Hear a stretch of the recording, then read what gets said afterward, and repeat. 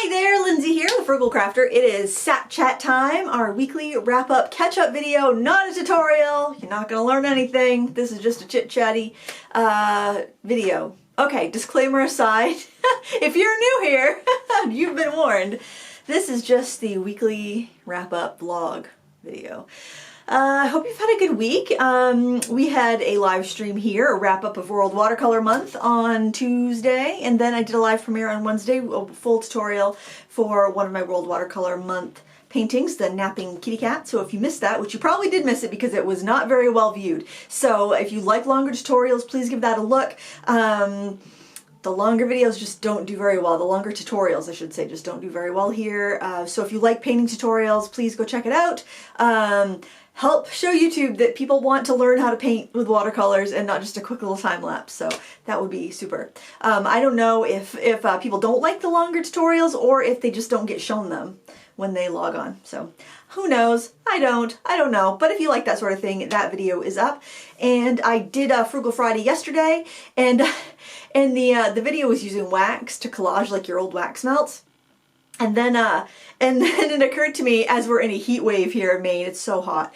I'm like, yeah, this would not be the time of year to mail those cards, because I think it would, like, you'd have grease stains on the envelopes. This is definitely a winter type project to mail. But anyway, if you're curious about that project, I posted that yesterday. I do have a new project, a new long real-time project up in Critique Club. It's this one right here. The cattails are in bloom in my neck of the woods. So are all those, like, gold. It's funny. It's like towards the end of summer, beginning of fall, it gets, like, the air gets drier. Well, it's really humid right now, but it tends to get just kind of like the air gets more still and dry, and then you get the cattails and goldenrod and Queen Anne's lace and all those kind of more drier flowers, and you also get lots of purples and lots of yellows. Those flowers always seem to be in bloom at the same time. So that project is up in Critique Club. You may recognize it. I did an Art of the Carolinas for Jerry's Artorama a couple of years ago, right at the beginning of the pandemic actually, a virtual live class with a very similar project actually. So the one we did in that class ended up being a little bit, the colors were a little bit different, but I also filmed one because I was going to do a class. It was just on painting autumn things, but I've had that in the works for like 2 years and I just can't get the steam up to finish it. And I'm like, you know what? Cut your losses, Lindsay. Take that project. It's a great project on its own. Put it in Critique Club so more people can enjoy it, and then like work on those classes you're really passionate about doing. So that's what I'm doing. So yeah, so if you were sorry that you missed out on that class, it's up in Critique Club now. And there'll be a time lapse of it tomorrow if you just kind of want to see, because YouTube loves time lapses. You can see how it went together really quickly tomorrow on YouTube. So last Saturday, like I mentioned, last week I was kind of late responding to comments because I went down to my hometown, picked up my mom. Actually, I went to mom's house and then she drove. We went to a yard sale that was at one of my childhood best friends' parents' house. And I knew it was going to be good because her dad is a collector and he is an artist. And I just thought I'm going to find some really cool treasures. And I was hoping to find some vintage watercolor tins, but he wasn't ready to part with any of those things. But what I found a couple pieces of furniture, and I'll show you what I got. Well, actually, this right here, I just kind of cleaned it up. I just Murphy oil soaked it, and it is and I had to like clamp and glue this piece back in, but it's a sewing table, so you've got room for like big spools down here, and you got these pegs for smaller spools, and then for pins or whatever you want to put in there, and it closes like that, and to open it, you just kind of, you do that. Don said that he probably has the other poles that match that, so if he finds them, he's going to let me know. And then this is just a drawer, and it's solid wood. It's really nicely made. So what I think I'm going to do, because if you can kind of see, it's just kind of like modeled, like, I just think it's probably gotten wet and the finish is just kind of like over the years dissolved. So, but there's no like real bad scrapes or nicks or anything, so I'm thinking that I might just maybe just try staining it and then varnishing it. And, you know, maybe sanding some areas, because I don't want to sand off any like grooves or anything that are supposed to be there. But I thought if I put like even a stain or a gel, I never use the gel stain, but I hear you can use like the gel stain over other projects. But I thought I would like to keep that one stained because it is kind of nice wood, but it's just kind of like worn off around the edges. and actually use that as either sewing table, or I think it's a little too rickety to put my sewing machine on, because I notice if I don't have a really stable table stable table, I like the way that sounds, then my sewing machine kind of bounces too much while I'm using it. So I don't know. I thought it was cute. I really liked it. It was $10, so I couldn't resist. I know. I needed an intervention. Oh my word. So many treasures. I've come across so many treasures. And then the other thing I got at my friend's parents' yard sale is that desk over there. And I'm just seeing if I can see that. So it's got a I have it open, so there's like the little writing table is folded out, and then there is like a space underneath it, which probably had a drawer at one point, but it's just a shelf now. And the cubbies that are inside, that's supposed to be up higher, I think. So what I'm going to do after I'm done in the video is actually, I'm going to glue and clamp that back up so that it will be like where it needs to be. I was thinking that I would take out that part with like the letter sorter and, I was thinking I would take that out and then paint everything and put it back together, but it doesn't really want to clear, it doesn't want to come out. So I think it's the hardware that's like holding the table part, the table that folds out, the secretary kind of part out. So I don't want to force it. I think I'm just gonna glue it and clamp it where it needs to be. And I already cleaned it. I already Murphy's oil soaped everything. And that one I actually might paint. I'm not sure. I need some ideas. So I'm not exactly sure what I'm going to do with that either. That's just sitting in front of my my watercolor palette storage shelf, bookshelf that's all full of watercolor palettes. So yeah, probably a good thing I didn't find any new watercolor palettes this weekend. I have a problem. But so it's very comfortable to sit at because there's a board down where your feet go that's kind of slanted you. So I'm like, if I'm sitting in this office chair and I have my feet on that little board, the table is just the right height. It's very comfortable. So it's like, man, it would be great to have it somewhere where I could use it. I just don't know where. Maybe, I don't know, maybe I just move some stuff around here. But I got to figure out what I want to do to it because it is pretty beat up. And it's pine. I would say it is solid wood, but I'd say it's probably pine. It doesn't have any like fancy like carvings or finishing or molding or anything on it. So I am considering painting that. Maybe painting and distressing it, like doing a chalk painting and then like sanding back some areas, and then I'm going to varnish it. I'm not a fan of the chalk paint waxing. Basically, I'm lazy. I hate waxing furniture. I'm going to use a polyurethane that I can wipe off if I need to. The other thought I had was staining it. Just kind of picking, because there doesn't seem to be any finish on that. The inside of the desk feels like it might have had some varnish, and it's just kind of like, it's pretty roughed up in there. That would need to be sanded.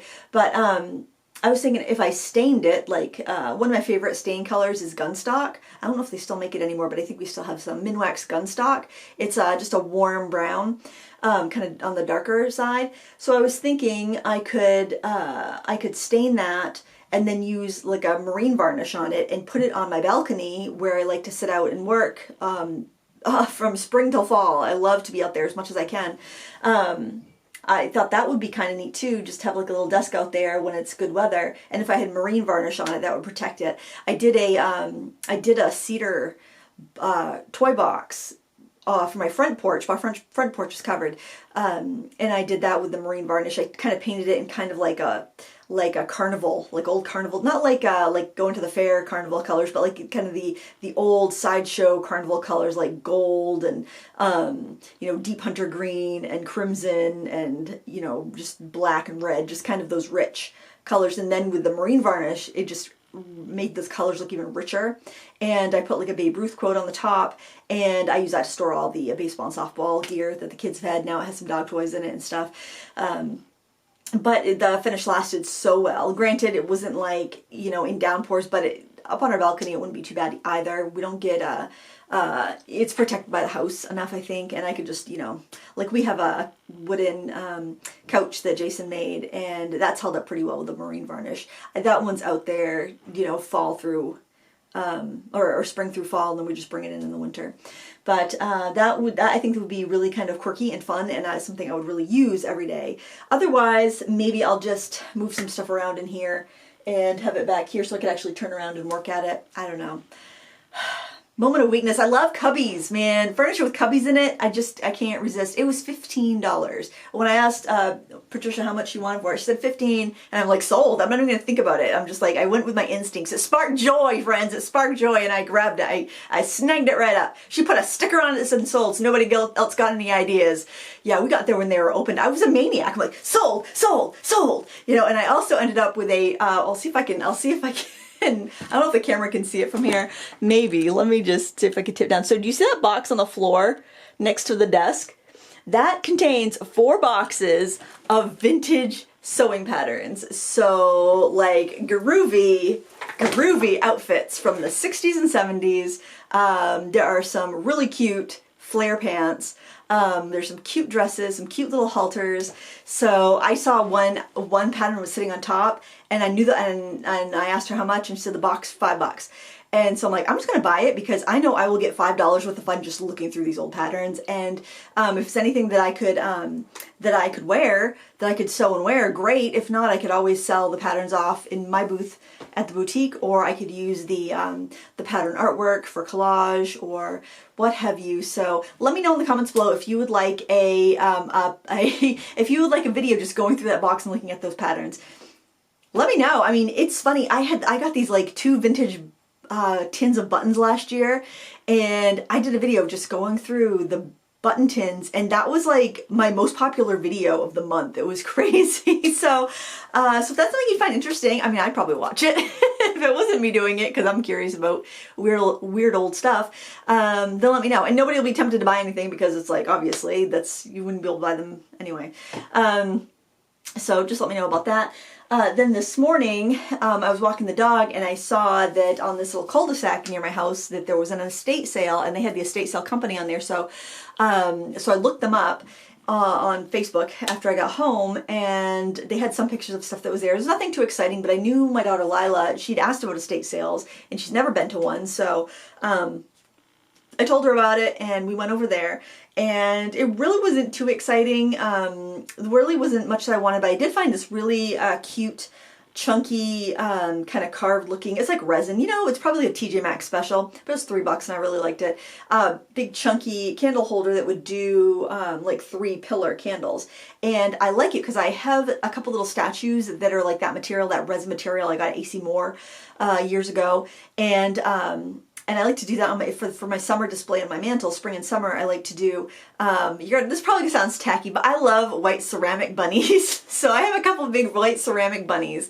I took the white ceramic bunnies down for summer, but I have a little statue, which I've used in a still life before, but it's like a little pedestal with a ball, and there's a little bird on the top, and it's all white, which is kind of distressing. And this candle holder was like that same material and that same type of distressing. So I bought that. I came home, cleaned it with like a toothbrush, and I actually just used a Murphy's oil soap because I had it out, and it was the first thing I cleaned. I cleaned that up really well. It wasn't that bad, but you know, sometimes I just want to make sure the distressing was distressing and not grime. So I cleaned it out with a toothbrush really well, and I found that when I buy something that needs repair, then I need to repair it, clean it and repair it right away, or it just becomes like on the back burner. You forget about it.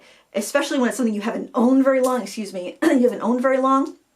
You know, if you don't repair it right away, if you buy it, it's just going to sit and become clutter and never be used. Like another thing I got at the yard sale that I kind of went back for it because I was thinking about it. It was this huge LL Bean dog bed. We go through dog beds here because, you know, Penny, she'll like go fluff them up with her paws. When she was really little, she would chew them. She would just destroy them. She never destroyed anything of ours, but dog toys, she demolishes a dog toy in no time. And in her bed, she used to destroy her bed. It took us forever to like teach her not to destroy her bed, but even just normal wear and tear. And like dog beds usually would pay around $50 for one. So this was an LL Bean one, and it must have been over $100. It was like really heavy duty canvas material. Well, and it's washable. You can take out the pillows. It's got that special no odor technology. Anyway, it was a great condition. What happened was, and I don't know why the previous owner didn't just take it back to LL Bean for replacement, because I'm pretty sure like if anything breaks on their stuff, they repair or replace it for you. But anyway, it was this big dog bed, and a seam had come loose. So it has like bolsters around 3 sides, and one of the seams for one of the bolsters just came undone, so the pillow wasn't staying in. And the person that owned it didn't know how she could fix it on her sewing machine. And so it was $10, and it looked brand new. I mean, it had probably been used and washed, and it was in great condition.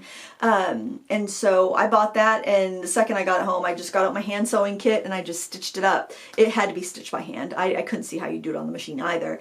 And it looks great. It's in great condition. It's huge. Penny could sleep on half of it, which is funny because the cats steal her beds all the time. So I grabbed that. I figure, you know, even if I want to throw, like, I just put one of her dog beds in the garage because it's so much cooler in the garage, so she could go out there and lay if she was too hot.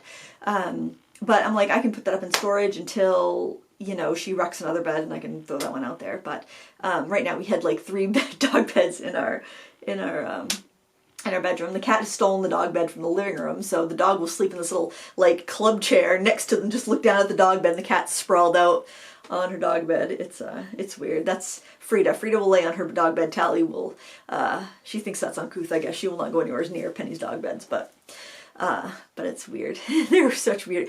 Frida will, Tally will lay down on the fabric because I made a cover for one of her dog beds because it was getting kind of old. The cover, she had made little holes in it, and so it was still, you know, the pillow was still pretty fluffy. So I'm like, I'm just gonna make a cover. I had some leftover fabric from the cushions, the outdoor cushions I made, so I made a cover for it. But it was a little long, so I just tucked it underneath. I didn't want to make it too short, and so if the fabric is not tucked under, is laying out, Tally will lay on that, and then Penny is just too nervous to go take her bed. She'll just like put her head on the side of the bed, like, and hope the cat will mosey on. But such weird dynamics. It's so weird. It's like the dog doesn't realize that she's 5 times bigger than the cats. I don't know. So anyways, I picked that up. And at the estate sale today, I found this, because like you just wander through with an estate sale, if you've never been to one, generally, everything in the house is for sale, everything's priced, and you just wander through. And if you want to buy something, you can. And so if there's rooms you can't go into, they'll put like a little sign on it saying, you know, please stay out or whatever. Well, there was stuff in the basement. So I went in the basement, and this box here was full of light bulbs. 50 cents. There was some like night light bulbs that I kept, but I took all the other bulbs out and put them in another box that was sitting there because I'm like, I don't want these bulbs, but maybe somebody else will.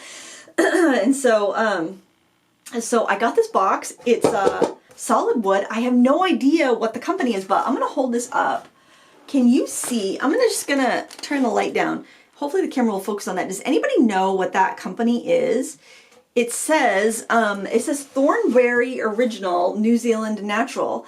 And I thought maybe it was cigars, but I couldn't find anything about a Thornberry cigar company. I found a Thornberry wine company when I was looking online. And I guess that could be like maybe a wine box, like maybe it had like maybe 2 bottles or maybe 3 bottles in there, but I thought this was such a cool box and in such great condition. So I did clean off the dust, wipe it down really well, and I don't know, probably store something card making related or art related in there. But I thought I never met a box I didn't like. What can I say? I'm a sucker for cubbies, boxes, vintage sewing paraphernalia, vintage watercolor tins, modern watercolor tins.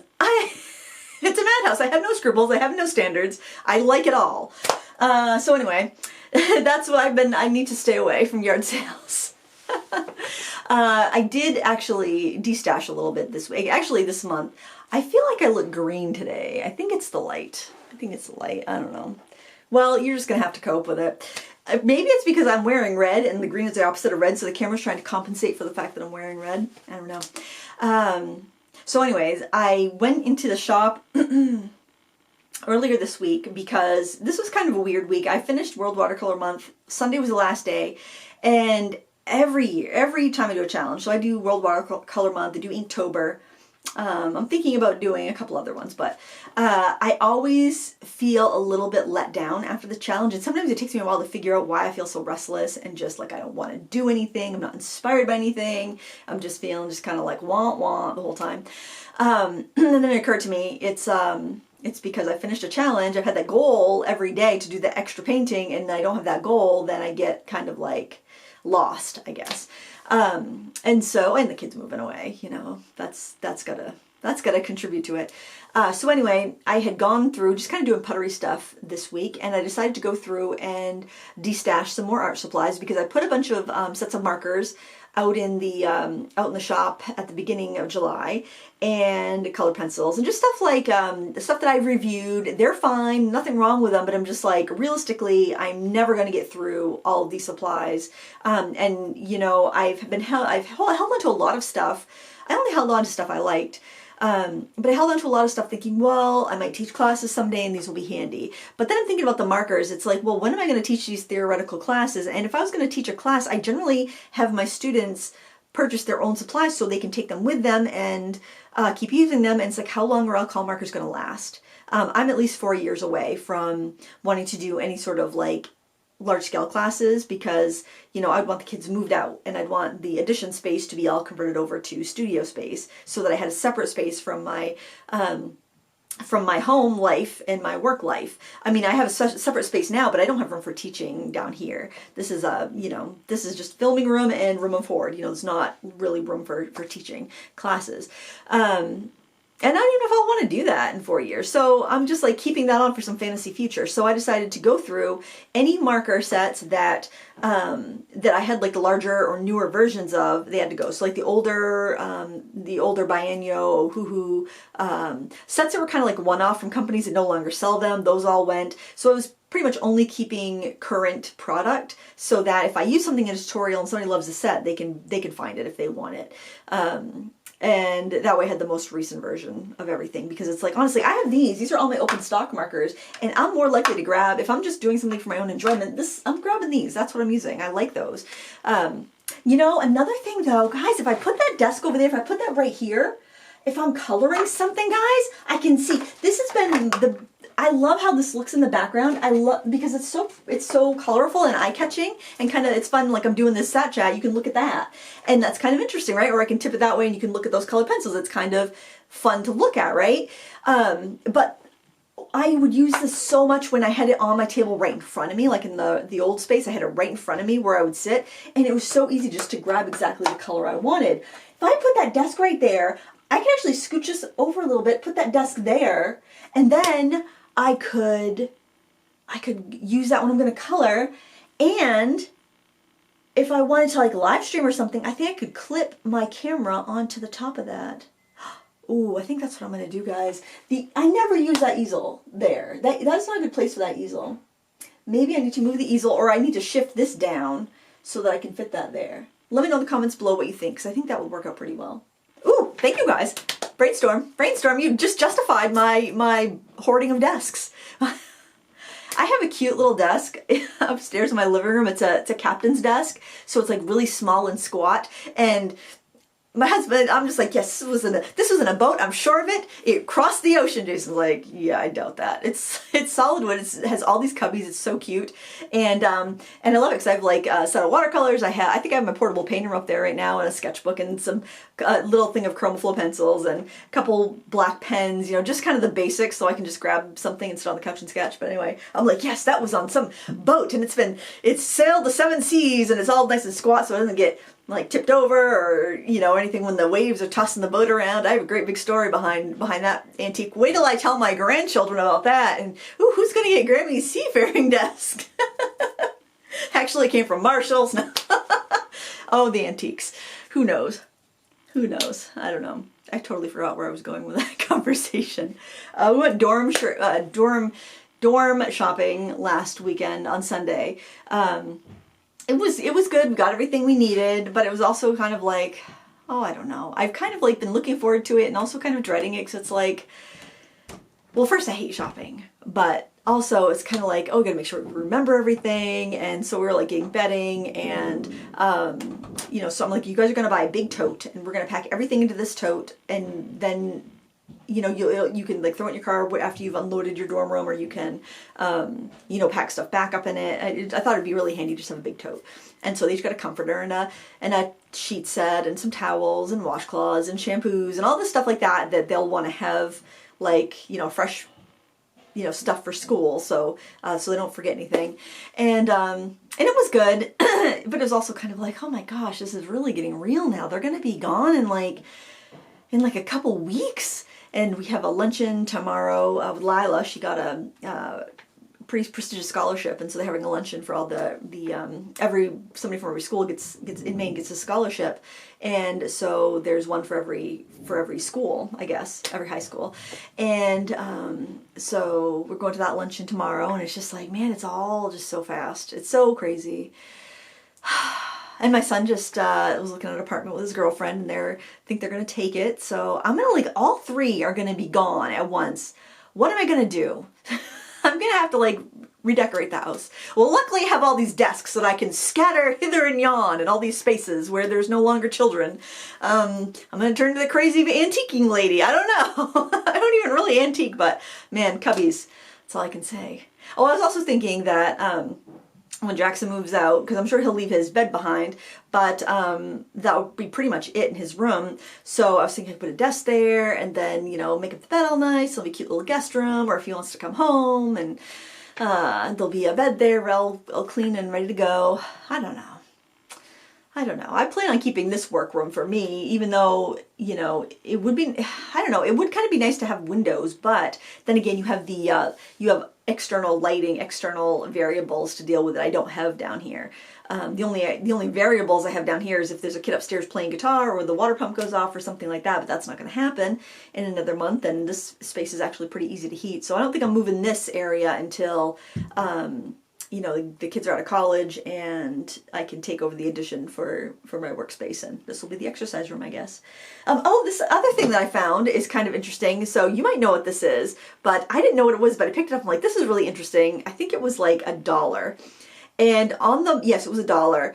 And it says $2 on the back, because I think they must have picked it up at a yard sale or something. And this says, it's an ashtray, and it was made in the USA, U.S. patent number 200073, November 1937, Extrad Manufacturing Co. Incorporated, New York, number 852 star. But it's a stand, it's a registered trademark, snufferette, stand the burning cigarette lightly in one of the wells and count to 10 and it's out. So I don't know if that's so you can re-smoke your cigarette when you're done, but I was thinking it would be really cute for some watercolor purpose, or maybe just as a cute little prop in a photo, hold my sketchbook open, I don't know. I couldn't resist white ceramics, so let's add to the desks with cubbies. White ceramics, vintage sewing paraphernalia, and art supplies, and rubber stamps. Those are my collections. Oh my word. Imagine when I get to the estate sale age. Somebody's going to come and score a jackpot. Hopefully somebody will want this crap that I've collected. I don't know, but at least the art supplies are going really well in the shop, which is great, because I'll sell them for half of what they would cost on Amazon, and they are flying like hotcakes. So that's great, because they're going to get used. There's so many things that are the same product relabeled 25 times. It's I don't need all those. If I have one example of that particular product to compare against other products when I'm reviewing them, that's all I need. I don't need every version of every palette that is no longer available. It's craziness. It's if I'm never going to realistically use it again, I don't need to keep it. It's there. I'm growing, friends. I'm growing. That's it for this week. I hope you have a wonderful week ahead. Let me know what you're up to in the comments below. I look forward to chit-chatting with you there. Until next time, happy crafting. Bye!